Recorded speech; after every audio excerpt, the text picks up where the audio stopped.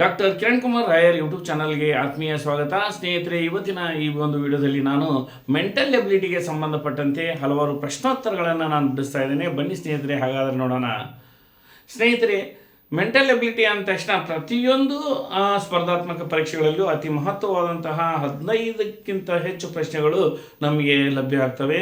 ಅಂದರೆ ನಾವು ಈ ಮೆಂಟಲ್ ಎಬಿಲಿಟಿಯನ್ನು ಕಲ್ತಿದ್ದೇ ಆಯ್ತು ಅಂದರೆ ಗಣಿತದಲ್ಲಿ ಯಾವ ರೀತಿಯಲ್ಲಿ 100ಕ್ಕೆ 100ರಷ್ಟು ಅಂಕಗಳನ್ನು ಪಡಿಬೋದು, ಅದೇ ರೀತಿಯಾಗಿ ಅಲ್ಲಿ ಕೊಟ್ಟಿರುವ ಎಲ್ಲ ಪ್ರಶ್ನೆಗಳಿಗೂ ಉತ್ತರಗಳನ್ನು ಸಲೀಸಾಗಿ ಗುರುತು ಹಿಡಿಬಹುದು.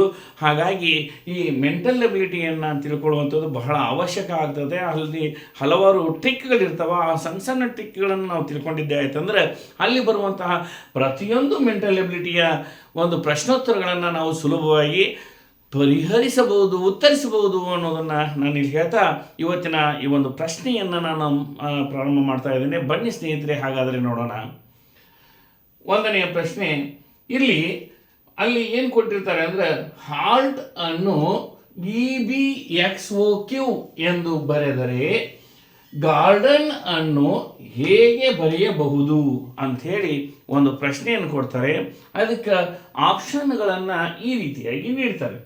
ಎ DXOABK ಅಂಥೇಳಿ ಒಂದು, ಬಿ DYOABQ ಅಂಥೇಳಿ, ಸಿ DXOBAR ಅಂಥೇಳಿ, ಡಿ DYPABQ ಅಂಥೇಳಿ. ಹಾಗಂದ್ರೆ ಈ ಒಂದು ಗಾರ್ಡನನ್ನು ಯಾವ ರೀತಿಯಾಗಿ ಬರಿಬಹುದು ಅನ್ನೋದನ್ನು ನೋಡೋದಕ್ಕಿಂತ ಪೂರ್ವದಲ್ಲಿ ಹಾರ್ಟ್ ಅನ್ನೋದನ್ನು ಯಾವ ರೀತಿಯಾಗಿ ಬರೆದಿದ್ದಾರೆ ಅನ್ನೋದನ್ನು ನಾವು ಮೊದಲಿಗೆ ನೋಡ್ಕೋಬೇಕಾಗ್ತದೆ. ಇಲ್ಲಿ ಮೊದಲಿಗೆ ಹಾರ್ಟ್ ಅನ್ನೋದನ್ನು ನಾನು ಬರಿತಾ ಇದ್ದೇನೆ.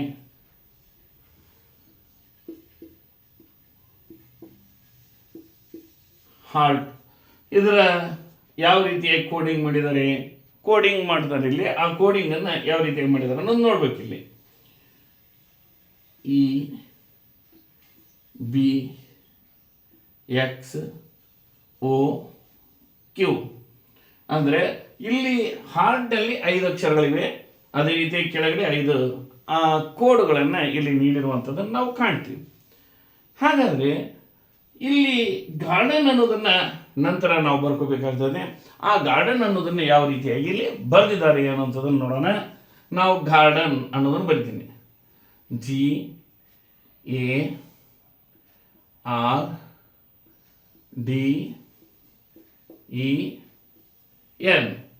ಇಲ್ಲಿ ಎಷ್ಟು ಅಕ್ಷರಗಳು ಆಗ್ತಾವ? 1 2 3 4 5 6 ಅಕ್ಷರಗಳು ಇಲ್ಲಿ ಗಾರ್ಡನ್ನಲ್ಲಿ ಇರುವಂಥದ್ದನ್ನು ನಾವು ಕಾಣ್ತೇವೆ. ಆಗ ನಾವು ಇದಕ್ಕೆ ಉತ್ತರವನ್ನು ಯಾವ ರೀತಿಯಾಗಿ ಕಂಡುಕೋಬಹುದು ಅನ್ನುವಂತಹ ಒಂದು ಸಂಕ್ಷಿಪ್ತವಾದಂತಹ ಟ್ರಿಕ್ಕನ್ನು ನಾನು ನಿಮಗೆ ಹೇಳ್ತೇನೆ. ಅದು ಯಾವ ರೀತಿಯಾಗಿ ಕಂಡುಕೋಬಹುದು ಅಂತಂದರೆ ಇಲ್ಲಿ ನಾವು ಏನು ಮಾಡಬೇಕು ಅಂತಂದರೆ ಮೊದಲಿಗೆ ಕೊಟ್ಟಿರುವಂತಹ ವಾಕ್ಯವನ್ನು ಮತ್ತು ಕೋಡಿಂಗನ್ನು ನಾವು ನೋಡ್ಕೋಬೇಕು. ಅಲ್ಲಿರುವಂತಹ ಅಕ್ಷರಗಳು ಯಾವಾದರೂ ನಮಗೆ ನಂತರದಲ್ಲಿ ಕೊಡುವಂತಹ ವಾಕ್ಯದಲ್ಲಿ ಇದ್ದಂತಹ ಸಂದರ್ಭದಲ್ಲಿ ಅದನ್ನು ನಾವು ನೋಡ್ಕೋಬೇಕಾಗ್ತದೆ. ಈಗ HEART ಅನ್ನೋದರಲ್ಲಿ ನಮಗೆ ಸಿಗುವಂತಹ ಅಕ್ಷರಗಳು ಯಾವುವು ಅಂತಂದರೆ ಇಲ್ಲಿ ನಮಗೆ ಎ ಸಿಗ್ತದೆ, ನಂತರ ಇಲ್ಲಿ ಇ ಸಿಗ್ತದೆ, ನಂತರ ನಮಗೆ ಸಿಗುವಂಥದ್ದು ಆರ್ ಸಿಗ್ತದೆ, ಇಲ್ಲಿ ARE ಅನ್ನುವಂತಹ 3 ಅಕ್ಷರಗಳು ಇದು 5 ಅಕ್ಷರದಲ್ಲಿ ದೊರೆತು. ಆಗ ನಾವು ಬಹಳ ಸಂಕ್ಷಿಪ್ತವಾದಂತಹ ರೀತಿಯಲ್ಲಿ ಬಹಳ ವೇಗವಾಗಿ ಗುರುತಿಸಬೇಕಾದ್ರೆ ಈ ಒಂದು ಟ್ರಿಕ್ಕನ್ನು ನಾವು ಮೊದಲಿಗೆ ನೋಡ್ಕೋಬೇಕಾಗ್ತದೆ. ಇನ್ನೂ ಹಲವಾರು ಟ್ರಿಕ್ಗಳದಾವ. ಇದರಲ್ಲಿ ಉತ್ತರ ಬರದೇ ಇದ್ದರೆ ಬೇರೆ ಒಂದು ಟ್ರಿಕ್ಕನ್ನು ನಾವು ಮಾಡ್ಕೋಬೇಕು. ಆದರೆ ಮೊದಲಿಗೆ ಈ ರೀತಿಯಾಗಿ ಕೋಡಿಂಗನ್ನು ಕೇಳಿದಂಥ ಪ್ರಶ್ನೆಗಳು ಬಂದ್ರೆ ಈ ಟ್ರಿಕ್ಕನ್ನು ಮೊದಲು ನೋಡ್ಕೋಬೇಕು. ಅಂದ್ರೆ ಭಾಳ ಈಸಿಯಾದಂಥ ಒಂದು ಟ್ರಿಕ್ ಇದಾಗಿರ್ತದೆ. ಏನು ಮಾಡಬೇಕು ಅಂದರೆ ಇಲ್ಲಿ ಸಿಮಿಲರ್ ಆಗಿರುವಂತಹ ಒಂದು ಅಕ್ಷರಗಳನ್ನು ನಾವು ನೋಡ್ಕೋಬೇಕಾಗ್ತದೆ. ಅದು ನೋಡ್ಕೊಂಡ ನಂತರ ಅದ್ರ ಕೆಳಗೆ ಯಾವ ಅಕ್ಷರಗಳು ಬಂದವು ನೋಡ್ಕೋಬೇಕು. ಇಲ್ಲಿ ಎ ಕೆಳಗಡೆ ಬರುವಂಥದ್ದು ಯಾವುದು? 3ನೇ ಅಕ್ಷರ ಎಕ್ಸ್ ಐತದ.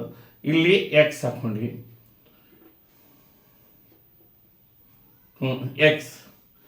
ಇನ್ನು ನಂತರ ಬರುವಂಥದ್ದು ಆರ್ ಕೆಳಗಿರುವಂಥದ್ದು ಓ. ಇಲ್ಲಿ ನಾವು ಓ ಹಾಕ್ಕೊಂಡ್ವಿ. ಇನ್ನು ಇ ಬಂತು, ಈ ಕೆಳಗೆ ಬರುವಂಥದ್ದು ಬಿ. ಆಗ ಇಲ್ಲಿ ನಾವೇನು ಮಾಡಬೇಕು, ಬಿ ಅನ್ನು ಹಾಕ್ಕೋಬೇಕು. ಇಲ್ಲಿ ನಮ್ಗೆ ದೊರೆತಿರುವಂಥ ಅಕ್ಷರಗಳು 3 ಆದವು, ಆದರೆ ಇನ್ನು 3 ಅಕ್ಷರಗಳು ದೊರೆತಿಲ್ಲ.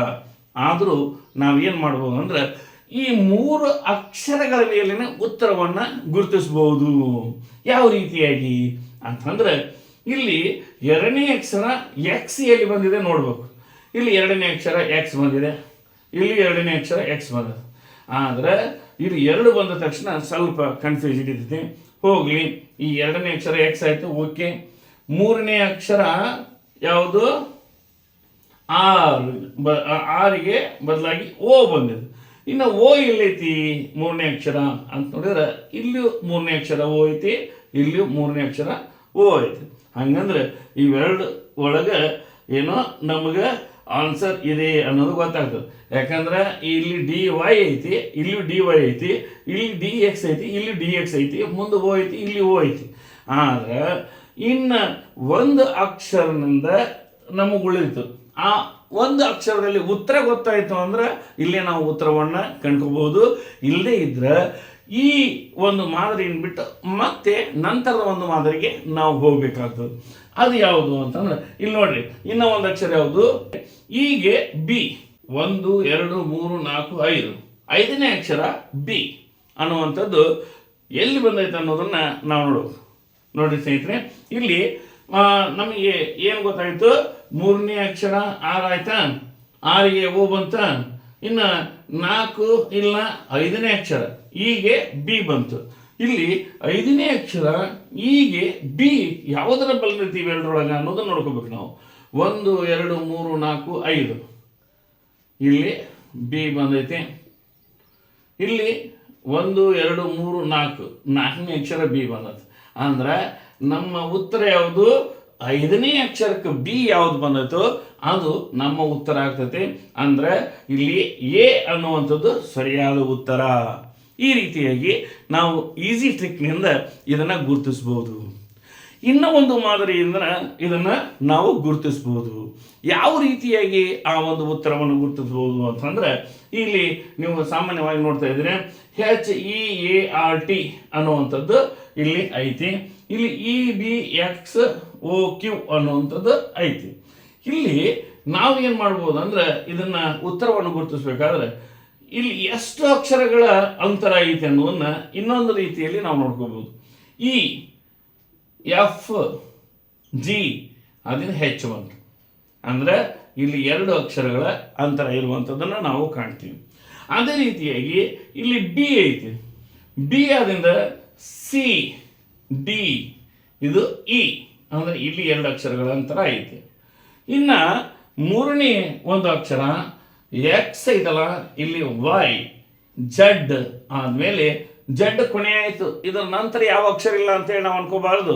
ಇದರ ನಂತರ ಬರುವಂಥದ್ದು ಮತ್ತೆ ಎ ಇಂದ ಅಲ್ಲಿ ಪ್ರಾರಂಭ ಆಗ್ತದೆ. ಎ 1ನೇ ಅಕ್ಷರ ಆಗ್ತದೆ. ಇಲ್ಲಿ ನಾವು 2 ಅಕ್ಷರಗಳ ಅಂತರ ಇರುವಂಥದ್ದನ್ನು ನಾವು ಕಾಣ್ತೀವಿ. ಇದು ಆದ ನಂತರ ನಾವು ನಂತರದ್ದು ನಾವು ಏನು ನೋಡ್ಬೇಕಾಗ್ತದೆ ಅಂದರೆ ಓ ಆಯ್ತಿಲ್ಲಿ, ಪಿ ಕ್ಯೂ, ಆ ನಂತರ ಇಲ್ಲಿ ನಂತರ ಬರೋದು ಆರ್. ಇದು ಆದ ನಂತರ ಇಲ್ಲಿ ಕ್ಯೂ ಬರ್ತದೆ, RS ಅಂದರೆ ಇಲ್ಲಿ 2 ಅಕ್ಷರ ಆಯ್ತು, ಟಿ ನಂತರ ಬರುವಂಥದ್ದು. ಅಂದ್ರೆ ಇದರಿಂದ ನಾವು ಏನು ತಿಳ್ಕೊಂಡ್ವಿ, ಈ ಹಾರ್ಟ್ ಅನ್ನುವಂಥದ್ದನ್ನು EBXOQ ಅನ್ನುವಂಥದ್ದು ಬರೆದ್ರೆ ಇಲ್ಲಿ ಈ ಹೆಚ್ಚಿಗೂ ಮತ್ತು ಕೆಳಗಡೆ ಇರುವಂತಹ ಈಗೂ ಅಂದ್ರೆ ಕೆಳಗಡೆ ಇರುವಂತಹ ಕೋಡಿಂಗು 2 ಅಕ್ಷರಗಳ ವ್ಯತ್ಯಾಸ ಇರುವಂಥದ್ದನ್ನು ನಾವು ಕಾಣ್ತೀವಿ. ಆಗ ನಾವೇನು ಮಾಡ್ಬೇಕಂದ್ರೆ ಇಲ್ಲಿ ಈ ರೀತಿ ಮೇಲ್ಮುಖವಾಗಿ ನಾವು ಅಲ್ಲಿ 2 ಅಕ್ಷರಗಳ ಅಂತರಗಳನ್ನು ಇರೋದನ್ನು ನಾವು ಕಾಣ್ತೀವಿ. ಅದೇ ರೀತಿಯಾಗಿ ಇಲ್ಲಿ ನಾವು ಏನು ಮಾಡಬೇಕು, ಗಾರ್ಡನ್ ಅನ್ನುವಂಥದ್ದು ಇದ್ದಾಗ ಮೇಲ್ಮುಖವಾಗಿ 2 ಅಕ್ಷರಗಳ ಅಂತರ ಇರುವುದನ್ನು ನಾವು ಮಾಡ್ಬೇಕಂದ್ರೆ ಇಲ್ಲಿ ಈಗ ಇಲ್ಲಿ ಇನ್ನೂ ಒಂದು ಏನಾಗ್ತದಪ್ಪ ಅಂದ್ರೆ ಇಲ್ಲಿ ಮೇಲ್ಮುಖವಾಗಿ ಕೊಡ್ಬೇಕಂದ್ರೆ ಕೆಳಗಿನ ಅಕ್ಷರ ನಮಗೆ ಗೊತ್ತಿರಬೇಕಾಗ್ತದೆ. ಕೆಳಗಿನ ಅಕ್ಷರ ಗೊತ್ತಿಲ್ಲ ಅಂದಾಗ ನಾವೇನು ಮಾಡ್ಬೇಕಾಗ್ತದೆ ಅಂದ್ರೆ ಸಹಜವಾಗಿ ಕೆಳಮುಖವಾಗಿ ನಾವೇನು ಮಾಡಬೇಕು, ಜಿ ಆಯಿತು. ಆ ಜಿಯ ಹಿಂದಿನ ಒಂದು ಅಕ್ಷರ ಯಾವ್ದು ಬರ್ತದೆ ಅನ್ನೋದನ್ನು ನಾವು ನೋಡ್ಕೋಬೇಕಾಗ್ತದೆ. ನೋಡ್ರಿ, ಈಗ ಇದ್ರ ಕೆಳಗೆ ಬರುವಂಥದ್ದು ಯಾವುದು? ಎಫ್. ಇದ್ರ ಕೆಳಗೆ ಬರುವಂಥದ್ದು ಇ. ಇದ್ರ ಕೆಳಗೆ ಬರುವಂಥದ್ದು ಡಿ. ABCD EFG ಆಯ್ತು. ಅಂದ್ರೆ ಈ ಎರಡು ಅಕ್ಷರಗಳು ಆದ್ಮೇಲೆ ಬರುವಂಥದ್ದು ಡಿ ಅನ್ನೋದು ನಮಗೆ ಗೊತ್ತಾಗ್ತದೆ. ಇನ್ನು ಇದು ಬಂದ ತಕ್ಷಣ ಎ ಆದ ತಕ್ಷಣ ಇದು ಒಂದನೇ ಅಕ್ಷರ ಆಯಿತು. ಒಂದನೇ ಅಕ್ಷರ ಹಿಂದಿನ ಅಕ್ಷರ ಅಂತಂದ್ರೆ ಕೊನೆಯ ಅಕ್ಷರ, ಆಲ್ಫಾಬೆಟ್ನಲ್ಲಿರುವಂಥ ಕೊನೆಯ ಅಕ್ಷರ ಯಾವುದಾಗಿರ್ತೈತಿ? ಜೆಡ್ ಆಗಿರ್ತದೆ. ನಾವೇನು ಮಾಡಬೇಕು? ಇಲ್ಲಿ ಹಿಂದಿನ ಅಕ್ಷರವನ್ನು ಬರ್ಕೋಬೇಕು, ಜೆಡ್. ಜೆಡ್ ಅಂತಂದ ಬರುವಂಥದ್ದು ಯಾವುದಾಗಿರ್ತೈತಿ? ವೈ ಆಗಿರ್ತದೆ. ಈ ವೈ ಆದಿಂದ ಬರುವಂಥದ್ದು ಯಾವುದು? ಎಕ್ಸ್. ಇಲ್ಲಿ ಆನ್ಸರ್ ನಮ್ಗೆ ಎರಡು ಅಕ್ಷರಗಳನ್ನ ಹಾಕೊಂಡ್ಬಿಟ್ರೆ ಎಕ್ಸ್ ಅನ್ನುವಂಥದ್ದು ಇಲ್ಲಿ ದೊರೆಯಿತು. ಇನ್ನು ಇದು ಆದ ನಂತರ ಬರುವಂಥದ್ದು ಆರ್ ಅನ್ನುವಂಥದ್ದು. ಇಲ್ಲಿ ಈ ಆರನ್ನು ನಾವು ಆದ ನಂತರ ಈ ಆರ್ ಕೆಳಗಡೆ ಬರುವಂಥದ್ದು ಕ್ಯೂ, ಆಮೇಲೆ ಬರುವಂಥದ್ದು ಪಿ, ಆಮೇಲೆ ಬರುವಂಥದ್ದು ಓ. ಅಂದರೆ ಇಲ್ಲಿ ಮೂರನೇ ಅಕ್ಷರನು ನಮಗೆ ದೊರೆಯಿತು. ನಮಗೆ ಈ ಮೂರು ಅಕ್ಷರಗಳು ದೊರೆತು ಬಿಟ್ರೆ ಸಾಕು, ಇದರ ಮೇಲೆ ನಾವು ಉತ್ತರವನ್ನು ಹುಡುಕೋಬೋದು. ಆದರೆ ನಾವು ಈಗ ನೋಡ್ರಿ, 2ರಿಂದ 3 ಅಕ್ಷರಗಳದ್ದು ನಾವು ತೆಗೆದಾಗ ನಮಗೆ ಆಲ್ಮೋಸ್ಟ್ ಅಲ್ಲಿ ಉತ್ತರ ಗೊತ್ತಾಗ್ತದೆ. ಒಂದು ವೇಳೆ ಗೊತ್ತಾಗಲಿಲ್ಲ ಅಂದ್ರೆ 4ನೇ ಅಕ್ಷರ ನೋಡು, ಹಂಗೆ ಮುಂದೆ ನೋಡ್ಕೊಂಡು ಹೋಗಬಾರ್ದು. ಯಾಕಂದ್ರೆ ಒಂದೊಂದ್ಸರಿ ಏನಾಗ್ತವೆ ಅಂದ್ರೆ ಇಲ್ಲಿ 5 ಅಕ್ಷರಗಳಿಗೂ 6 ಅಕ್ಷರ ಕೊಟ್ಟರು, ಒಮ್ಮೊಮ್ಮೆ 10 ಅಕ್ಷರದ ಒಂದು ಸೆಂಟೆನ್ಸನ್ನು ಕೊಟ್ಟಿರ್ತಾರೆ. ಆ ಒಂದು ಪದವನ್ನು ಕೊಟ್ಟಂಥ ಸಂದರ್ಭದಲ್ಲಿ ಅಲ್ಲಿ ನಾವು 10 ಅಕ್ಷರಗಳ ಒಂದು ಕೋಡಿಂಗನ್ನು ಮಾಡ್ಕೊತ ಹೋಗಬಾರ್ದು. ಮೊದಲಿಗಿರುವಂತಹ ಒಂದು 3 ಅಕ್ಷರಗಳನ್ನು ನೋಡಿ ಅದರ ಒಂದು ಕೋಡಿಂಗ್ ಏನು ಆನ್ಸರ್ ಇಲ್ಲೈತೇನೆ ನೋಡಬೇಕು. ಇಲ್ಲಿ DXO ಅನ್ನುವಂಥದ್ದು ಐತಿ. DXO ಇಲ್ಲಿ 1ನೇದ್ರಾಗ ಐತಿ ಮತ್ತು ಇಲ್ಲಿ 2ನೇದ್ರಾಗ ಐತಿ, ಇಲ್ಲ 3ನೇದ್ರಾಗ. ಈಗ ನಮಗೆ ಉತ್ತರ ಸಿಗಲಿಲ್ಲ. ಆಗ ಏನು ಮಾಡ್ಬೇಕಪ್ಪ ಅಂತಂದ್ರೆ 4ನೇ ಒಂದು ಅಕ್ಷರವನ್ನು ಇಲ್ಲಿ ಆ ಕೋಡಿಂಗ್ ಏನೈತೆ ಅನ್ನೋದನ್ನು ನಾವು ನೋಡಬೇಕಾಗ್ತದೆ. 4ನೇ ಒಂದು ಅಕ್ಷರವನ್ನು ನೋಡಿದ್ರೆ ನಮ್ಗೆ ಉತ್ತರ ಅಲ್ಲಿ ಸಿಕ್ಕಿಬಿಡ್ತದೆ. ಏನಾಗ್ತದೆ ಅಂದ್ರೆ ಇಲ್ಲಿ ಡಿ ಐತಿ, ಡಿ ಆದ ನಂತರ ಬರುವಂಥದ್ದು ಸಿ, ಆಮೇಲೆ ಬಿ, ಆಮೇಲೆ ಬರುವಂಥದ್ದು ಎ. ಇಲ್ಲಿ ಇನ್ನೂ ಒಂದು ಅಕ್ಷರ ಸಿಕ್ತು ನಮ್ಗೆ ಎ ಅನ್ನುವಂಥದ್ದು. ಇಲ್ಲಿ 4ನೇ ಅಕ್ಷರ ಎ ಯಾವುದೈತೆ ಅನ್ನೋದನ್ನು ನೋಡ್ಕೋಬೇಕು.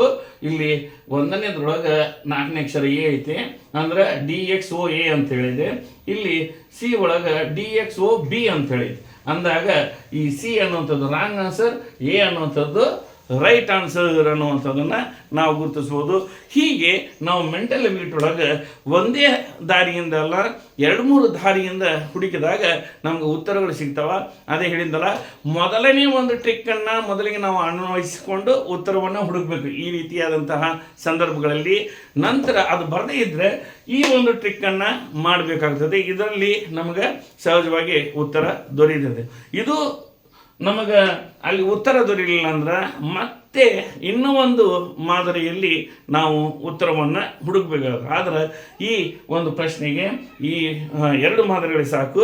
ಇನ್ನೊಂದು ಮಾದರಿಯಲ್ಲಿ ಯಾವ ರೀತಿಯಲ್ಲಿ ನಾವು ಆ ಉತ್ತರವನ್ನು ಕಂಡುಕೊಳ್ಳೋದು ಅನ್ನೋದನ್ನು ನಂತರದ ಪ್ರಶ್ನೆಯಲ್ಲಿ ನಾನು ನಿಮಗೆ ತಿಳಿಸ್ಕೊಡ್ತೀನಿ. ಆ ಮುಂದಿನ ವಿಡಿಯೋದಲ್ಲಿ ಮತ್ತೆ ನಾವು ನೀವು ಭೇಟಿಯಾಗೋಣ.